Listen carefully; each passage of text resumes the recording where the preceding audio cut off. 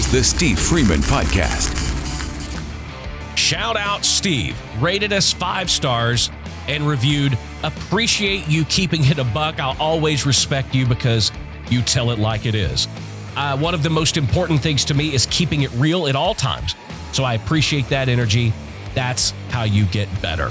That's from Willie Vanilli on Apple Podcasts. Thank you for rating us 5 stars, Willie, and for leaving us the written review.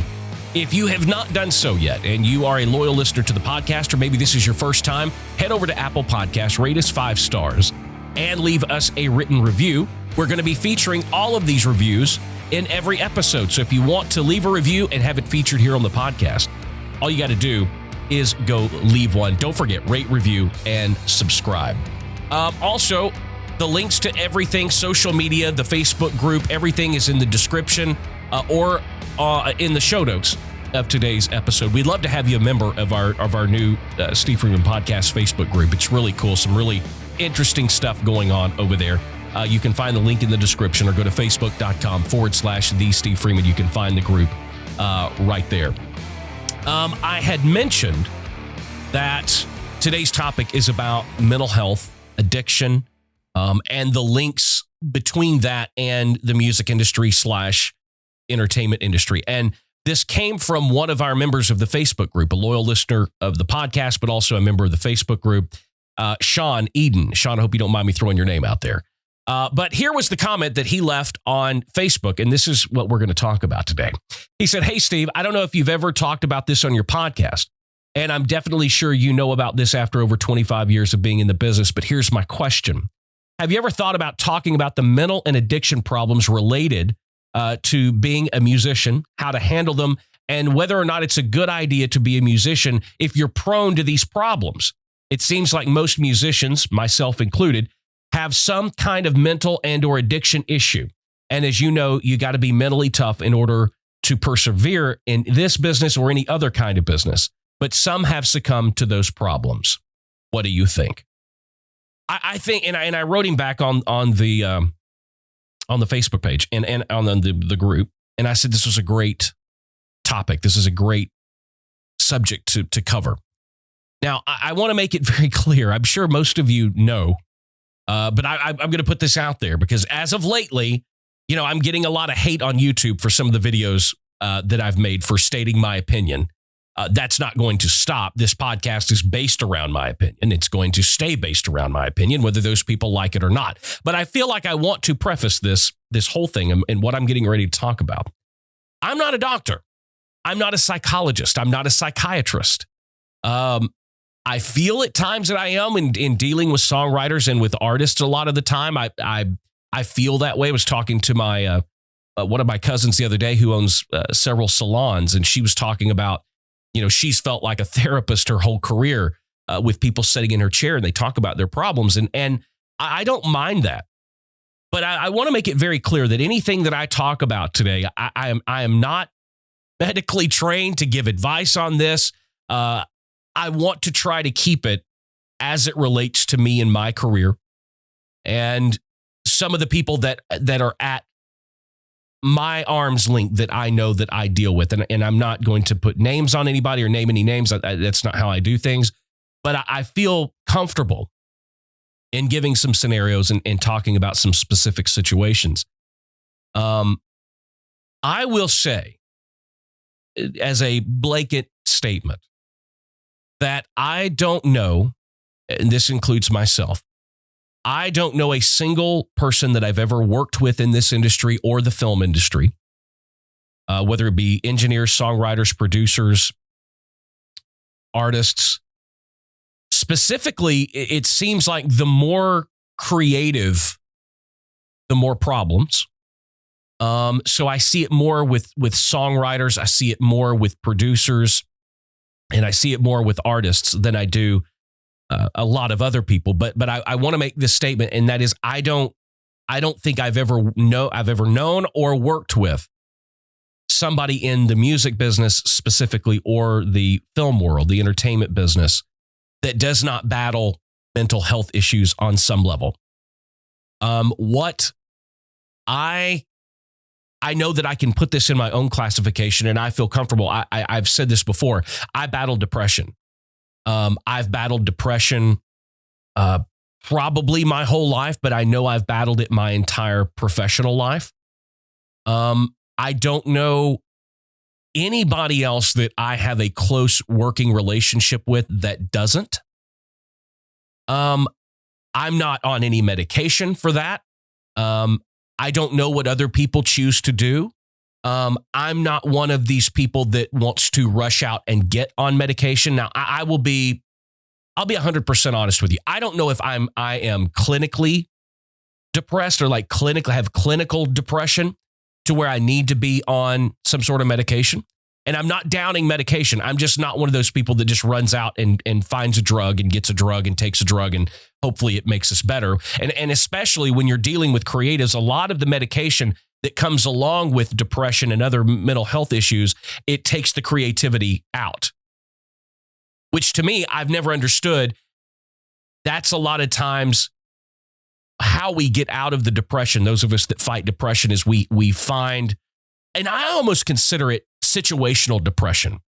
And if I get myself into a certain situation, then I find myself getting depressed. But I know what has always lifted me out of those depressions and those states at those different times in my life. I know it's always been creative related. So I can't imagine taking a drug or anything that would make everything so gray and take the creative part of me out of me so that I didn't, it's almost like the enemy is the ally. A lot of times it's the creative part of us that gets us depressed, but it's also the thing that gets us out. It is the cancer. It is the cure. So it's weird that way. But I can't imagine taking something that would eliminate the creativity inside me that I count on to get me out of it. I also know that some of the best work I've ever done, I've done when I was, I guess you could say, depressed. Because you're working really hard to get out of that hole.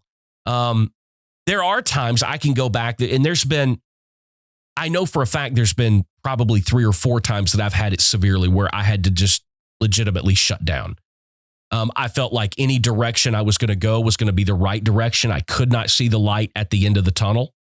And I was never, it sounds weird to say this, but I was never down so far. I mean, I felt at the time that I was pretty far down, but I've never been down at the point where suicide has been a thought. I've never thought about that, even though I've had some pretty dark days and I've had some really down times, as I'm sure everybody has, and especially creatives. And that's why I wanted to talk about this.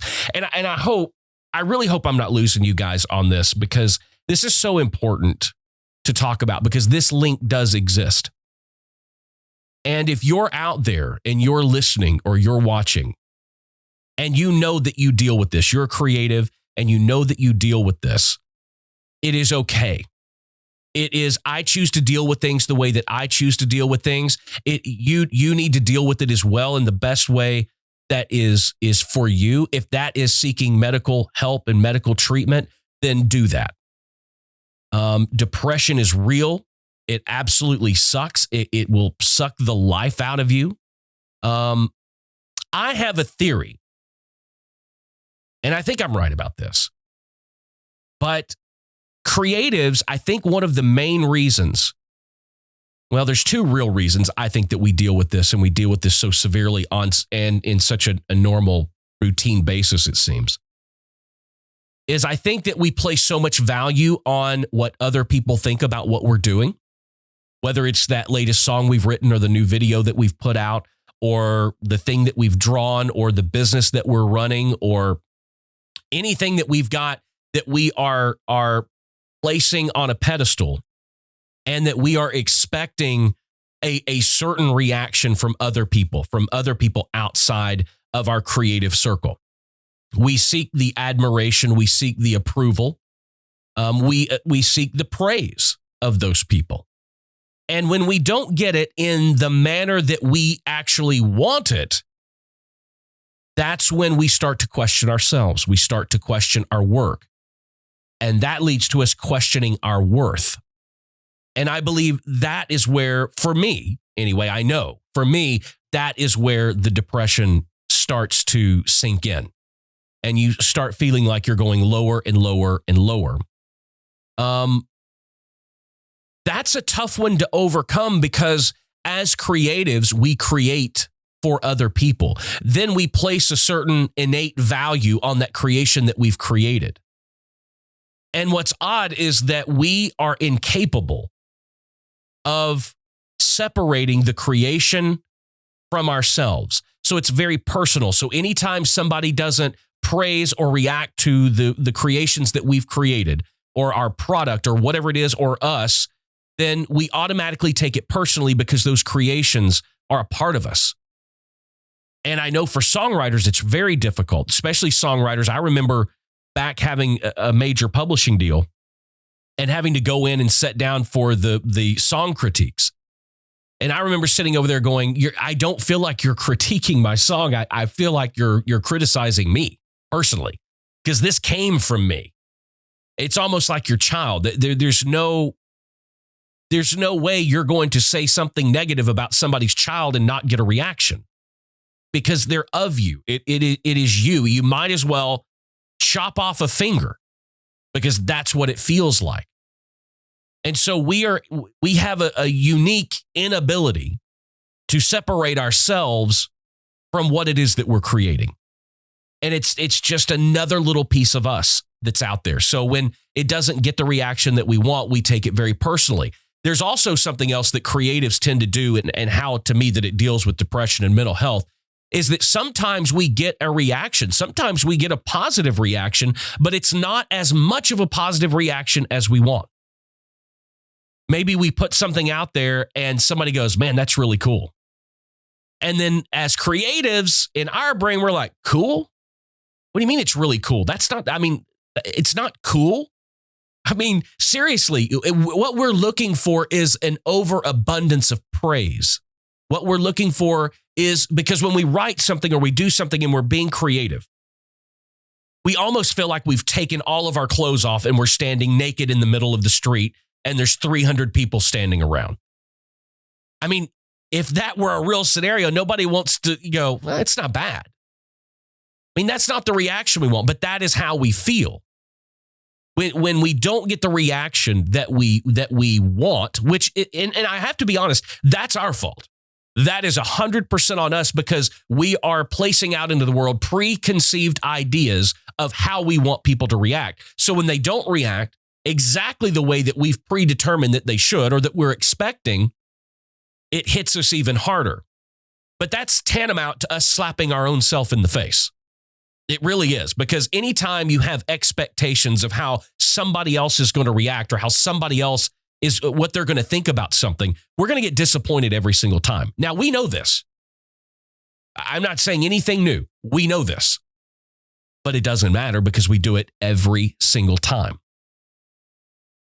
As this relates to addiction, I'll be real honest with you.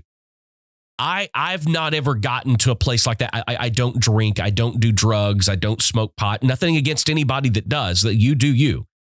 But my depression has never led to addiction in those type of terms. Like I've never been. I do smoke, so one could say that I'm addicted to cigarettes, but it's not a product of my depression.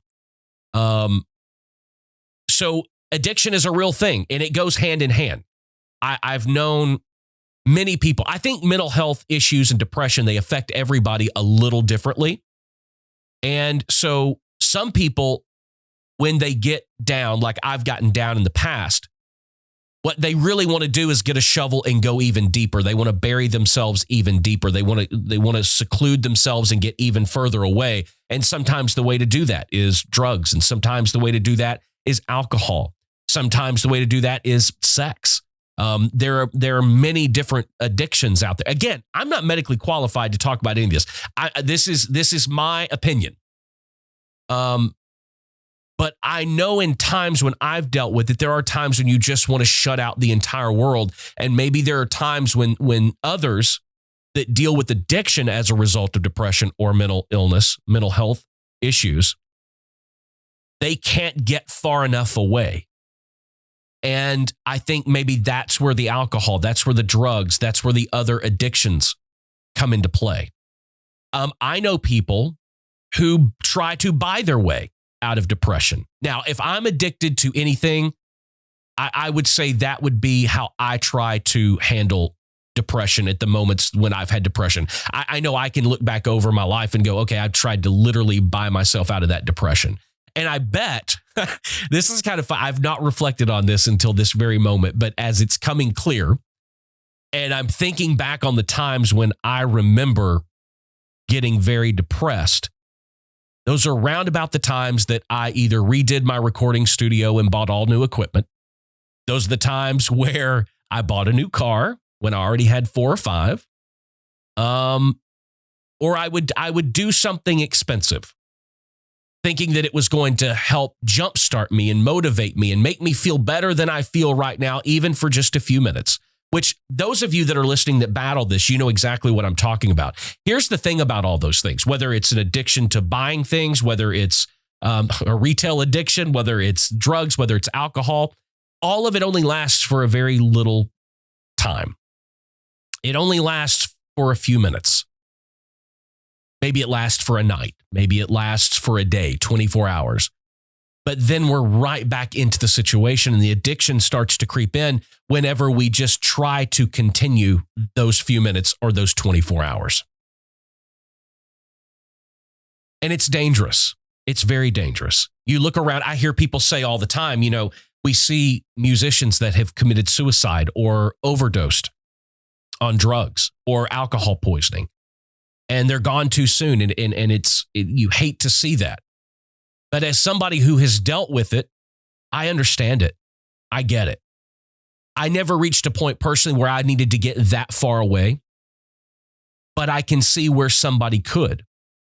People all the time, they talk about, how could this person do this? I mean, he had everything. He had all the money in the world. He wasn't worried about finances. He wasn't worried about money. He has millions and millions of fans all around the world. He does concert tours, or he's in this movie, or he's in this television show. How could that happen? And the reason that is, I think, again, I don't know, not a doctor, but as it relates to me and my life, I think what that is there is a hole inside every creative. And I don't know necessarily what creates that hole, but there is a hole. And I think that is the hole that we reserve the praise, adoration, love, and affection of other people. And again, let me make this very clear. I want to make sure that I go back to that because I think this is important, but I want to make this very clear because this is something a lot of people don't understand about people that live with or love people that fight depression. The loved ones that surround us, they get confused and they don't know how to handle it because a lot of times when we get in those states, they feel like they're not enough. Why am I not enough? Why can I not fill that hole? Why can't your wife or your husband or your kids or your mom or your dad or your cousins, your aunts, your uncles, why are they not enough to fill that hole? And it's not their fault. What I hope, if anything, and maybe if you're out there and you're dealing with depression, you're dealing with mental health issues, if you want to share this with your family members, you can cut this part out and share it with them. They are incapable of filling that hole because it's not the love and admiration and praise from them that we are seeking to begin with. Yes, we want them to love what we do, but we also know that their love most of the time is unconditional. They're going to love every song we write. They're going to love every song we produce. They're going to love every t-shirt we print and we try to sell. They're going to love everything we do because they love us. So it's very important for close friends and family members of people who deal with mental health issues and depression. It is not something you can fix. It is not your fault, and it's not something that you can fix. Now, like I said, I believe every creative, and I think everybody, period, if you want to be really honest about it, I think everybody has this hole in them. But creatives, the hole is 1,000 times bigger. and it requires more to fill it up. We reserve that hole for, like I said, the praise, the adoration, the approval of other people. And that hole is so big that when we don't get enough of it, we get some of it, but we don't get enough of it, it leaves that hole half empty or a quarter empty. And as a creative, we need it full all the time. Now, again, that is an unexpected expectation on our part. It's unrealistic. It's not going to be full all the time. We are not going to get enough to be filled all the time. And it's difficult to think about that. And maybe that is where, the medical side of things come in. But when the people that I know that have gone to that serious and have gone and have gotten on medication, some it's worked great. But then one person that I know that's one of the best songwriters in Nashville went and got it, and it changed his career. He didn't have, I guess what I'm trying to say is some of the best work that I've ever done and some of the best work that some of the other people that I've worked with have come from the severe highs or the lowest of lows. The best songs have come when we're up here or we're down here. Very rarely do a lot of the great songs come from right here in the middle when we're just kind of existing. We rely on those extremes, whether it's the upper end of the extreme or the lower end of the extreme. That is where we draw from. It's that pain. Or the other end of the spectrum, it's that extreme high. So I think a lot of times you've got the issue of that hole that's in all of us that we can't seem to keep full all the time. But then you also look back over everything and you realize, wait a minute, I've done my best work when I was at the lowest of the low. And then I've done some of my best work when I was at the high of the high. So maybe that is also where addiction comes in. Because we all want to do the best that we possibly can do. And in our minds, we think, wait a minute, we wrote that song was a hit. But, I wrote that song when I was really depressed. Okay, well, but I need to recreate that. So I need to get back down there where I was. And we almost self-impose the depression on ourselves. And that's when we turn to drugs. That's when we turn to alcohol. Maybe somebody's going, I wrote these 5 great songs that were hits, but I was high during all of them. So I got to get high again. I don't know what goes on in the mind and the mental travels of everybody out there. But the more I think about this, the more it absolutely makes sense to me. But I think moreover of anything, that it is that hole that's in us that we expect other people to fill. We can't fill it ourselves. The work is not fulfilling enough to fill that hole. We keep other little separate pockets for self-approval and self-worth in which we gauge ourselves. Every time we write a song or every time we produce a record or we do something that makes us proud, it fills those pockets up. But the biggest of all of them is the one that we require other people to fill, the one that we expect other people to fill. And when they don't, we feel that emptiness. And to me, that is really, in all honesty, the feeling of depression is empty. You feel worthless because you have expected other people to prop your worth up. The sad part about this is there is no fix for that. There is no drug that can make you permanently not care what other people think about what you do. Now, I guess there are some drugs on the market that just, you're just there all the time. It doesn't really matter if it's good. It doesn't really matter if it's bad. You're just kind of even keel. I don't want to go through life like that. I want to feel the moments. I don't like being depressed. I don't like being depressed at all, as a matter of fact. It sucks. But I would rather feel that than feel nothing. I was looking at some articles because I wanted to try to have some background on this. And I ran across an article from a book called The Creative Brain by Nancy Andreessen. And I'll leave a link to it in the description, in the show notes. But I think it's really important. I want to read this. And she gives some different reasons for the link between mental health and creative people. One of those, she says, creative people have characteristics that make them more vulnerable. And I think that's what we're talking about. According to neuroscientist and the author of The Creative Brain, Nancy Andreessen, less creative types tend to adapt quickly to situations and surroundings based on what they have been told by authoritative figures, while those with creative minds experience things quite differently. Like, this flexibility permits them to perceive things in a fresh and novel way, which is an important basis for creativity. But it also means that their inner world is complex, ambiguous, and filled with shades of gray rather than black and white. It's a world filled with many questions and few easy answers, while less creative people quickly respond to situations based on what they've been told by other people, parents, teachers, pastors, rabbis, priests, doctors. The creative person lives in a more fluid and nebulous world. And another word for nebulous, I'm not acting like you guys don't know what the fucking word means. I'm just saying, I had to look it up. Stressful. That the creative person lives in a more stressful mental place constantly. She goes on to say, we experience the world with a different viewpoint. We question, ponder, and analyze. This can unfortunately lead to feelings of isolation, social alienation, or depression because we're different. And maybe because we feel we are a little strange or we're a little weird. What might seem normal or a normal environment for a creative type can be stressful and introverted in our complicated approach to society.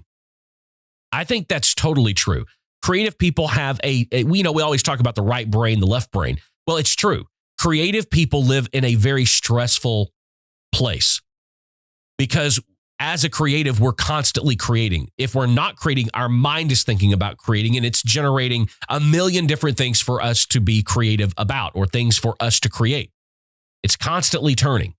So we do live in a completely different world than somebody that is non-creative. They just take things on face value. When I read that, I can go back and I can think about the way that my brain works about things.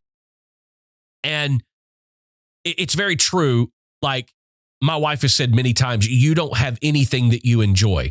You try to turn everything into a business. You can't just do this thing or enjoy this thing.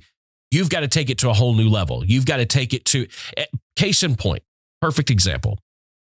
In knowing that coming up here in just a few months as it is now, the whole family is going to be moving to California. And I don't have any hobbies. Work is my hobby. Work is my work, and work is my hobby. I started the podcast to be a hobby. Now it's a business because I couldn't just leave it there. I had to start a podcast network. So now we have a ton of podcasts on the network, and I turned it into a business. I do that with everything. And I thought, I'm going to do something that allows me to just have a hobby, something I want to do, something I can get involved with. I can, join a group of people. I can meet friends that are friends that have nothing to do with the music business, because as it relates right now, I've got friends, but none of them are not in the business. And regardless of the time we spend together and the things that we do, it always comes back to us talking about the business or how we can do this or how we can do that. It's never just, hey man, how's it going? Awesome. How are you doing? Man, I'm doing great. You want to go play golf? Yeah, let's go play golf. Want to go grab some coffee? Yeah, it's never that. It always leads to the business. And back several years ago when the kids were younger, I had motorcycles. I had Harleys. And I never felt like I could get away like when I was on my Street Glide. I could throw my helmet on. I could get on that motorcycle and I could go ride for 2 or 3 or 4 hours. And I remember the feeling of not thinking about business, not thinking about writing songs, not thinking about the record, not thinking about finances, not thinking about how am I going to pay for this? How are we going to get to the next level? I remember just enjoying it. And I don't know if it's because when you ride a motorcycle, you have to be so aware of your surroundings and the other idiots out there that aren't looking for motorcycles, that you're constantly aware. So there's no time in your brain to think about all this other stuff because you're focusing on something else. And I remember what a freeing feeling that was. And a couple of weeks ago, Ewan McGregor and Charlie Borman came back out with their newest series, A Long Way Up. You know, they've done Long Way Around, Long Way Down. Now it's Long Way Up. And they basically are riding 13,000 miles on their motorcycles. And I thought, you know what? I've done the Harley thing. I'm not going to do the Harley thing again. But I want to get an adventure bike because that's a huge crowd of people. That's a family. That's a club. That's a community that I can join that has nothing to do with work. So I bought a 2020 Ducati Multistrada S Touring in California from Newport Beach Ducati. Not sponsored, but thank you to Dave and everybody at Newport Beach Ducati for helping me because I bought it while I'm in Nashville. I'm going to go pick it up while I'm in LA here in a few days because I want to join this community. But to say what my point here is that 2 days after buying the motorcycle, I told my wife, I said, there's a channel I watch on YouTube called Daily Driven Exotics. You guys should go check it out. Love the guys on the channel. And it's all about supercars because I'm a car nut and I watch it religiously. And my wife was walking through the living room and I said, hey, watch this for a second. And so I had on Daily Driven Exotics and I was watching them and I said, question, do you think a channel like Daily Driven Exotics, but about European motorcycles is a good idea? And she looked at me and gave me the look, which is why we've been married for 22 years. That was both supportive and also hoping that I saw what was really behind. She goes, oh yeah, I think it would do really great. I think it would do really well. And she's right. But there was also a look in there somewhere of you're buying this thing for it to be your outlet and you're already trying to turn it into a quote unquote business or a YouTube channel. You're already taking the thing that you are buying as an outlet to give you some enjoyment and to give you a break and relief from all of that. And you're going to turn it into another job for yourself. How true that is. Now, I'm not saying that I'm probably not going to do some videos on the YouTube channel. I can't help myself. I really legitimately can't help myself. But that's what I'm talking about. How many of you out there, and if you stopped for just a second and you thought and you were honest with yourself, how many of the things that you consider an outlet or the thing that you step away from the business or you step away from the creativity, how many of those things are just another job for you? I would venture to guess that pretty much everybody could look over the different things that they do and the outlets that they have in their life. And I guarantee you those outlets are somehow related to doing what it is that you do for a living or finding a way to do something different with your life. For those of you that have found something that you are able to separate the normal from a hobby or a getaway, an escape, if you will. Good. Everybody needs that. My concern is that as creatives, I don't know if we're capable of that. Because we look at every situation, we look at every relationship as something that's moldable. We look at each one of those things as something that we can use to create. We look at them as tools. If you're a songwriter, it's hard for you to go out in public and observe people without thinking and getting song ideas. So what are you going to do? You know, for me, gaming, it was gaming for a long time. Jesus. And as I think about it now, I do this every time. For me, it was gaming. I loved online gaming, you know, playing PC games, playing multiplayer. I loved it. It was a huge outlet for me. I could go and I could log in. I had people that I played with on a regular basis, whether it's Call of Duty or Gears of War or Madden. I enjoyed it, and it was my getaway. But then what did I do? I went and started an esports organization. See what I'm talking about? And as creatives, it's difficult for us to truly step away. It's very difficult.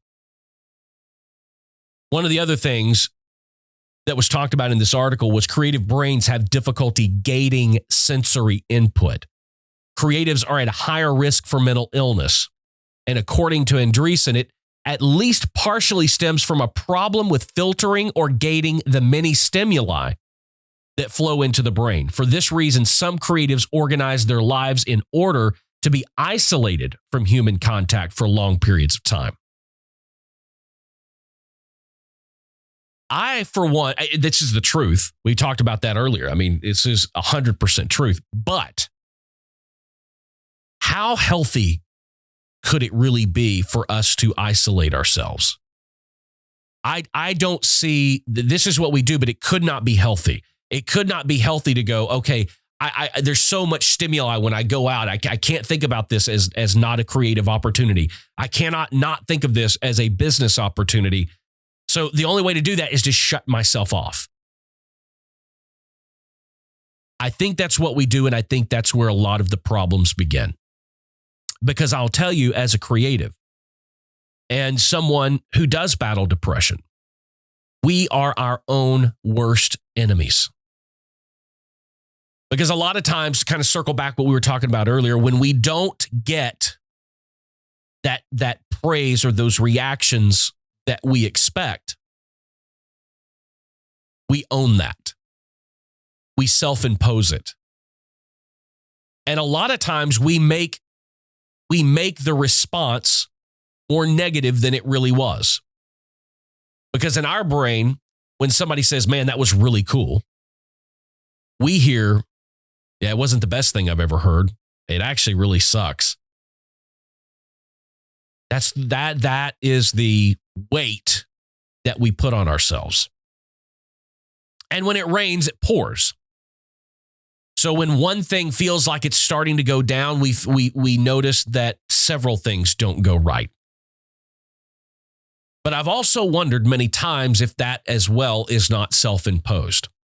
I can look back over my life and over my career, and it's true. I don't buy into the secret bullshit and all that where you can physically manifest, because everything I have earned, everything that I have has come because I've worked for it, not because I sat around or I had a picture board and I just thought about wanting it all day long. I've never gotten anything that way. Believe me, if it were possible, I would be the one leading the charge. But because we put so much in, I think a lot of the times when we get down and we project that out into the world, more bad things happen. When we project ourselves in a positive light, more positive things happen. I do think that is 100% true. The laws of attraction. If you act like an asshole, you're going to attract assholes. If you are giving and you're compassionate and you care about other people, I think that's what you're going to get back. Again, a lot of mental health issues and depression, in my opinion, again, not a doctor, but in my opinion, could be self-imposed.